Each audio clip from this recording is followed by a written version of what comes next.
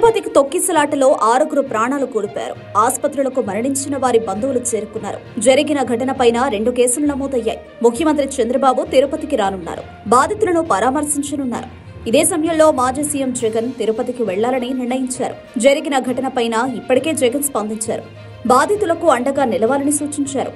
ఈ ఘటనపైన వైసీపీ ముఖ్యనేత మాజీ TTD chairman Bhumana స్పందిస్తూ టీటీడీ అధికారుల తీరును తప్పుబట్టారు. మరణించిన కుటుంబానికి కోటి చొప్పున పరిహారం ఇవ్వాలని డిమాండ్ చేశారు. ఇక కూటమి ప్రభుత్వం ఏర్పడిన తర్వాత తిరుమల లడ్డూ కల్తీ వ్యవహారం దేశవ్యాప్తంగా చర్చకు కారణమైంది.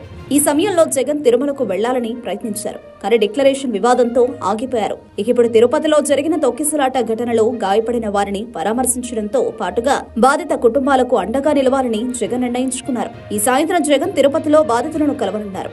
ఘటనపై విచారణకు వైసీపీ డిమాండ్ చేస్తోంది. ఈ ఘటనలో ప్రాణాలు కోల్పోయిన వారికి, క్షతగాత్రులకు జగన్ పార్టీ తరపున ఆర్థిక సాయం ప్రకటించే అవకాశం ఉందని పార్టీ నేతలు చెబుతున్నారు. అటు టీడీపీ ప్రభుత్వం సైతం మరణించిన వారికి పరిహారం ప్రకటించేందుకు సిద్ధమైంది.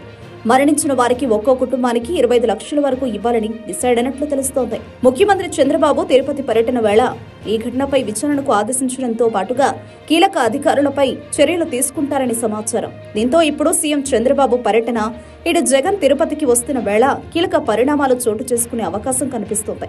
ఏకంగా ఆసుపత్రుల నుంచి రోగులను డిశ్చార్జ్ చేస్తూ జగన్ను పరామర్శించకుండా కూటమి సర్కార్ కుట్ర చేస్తోంది.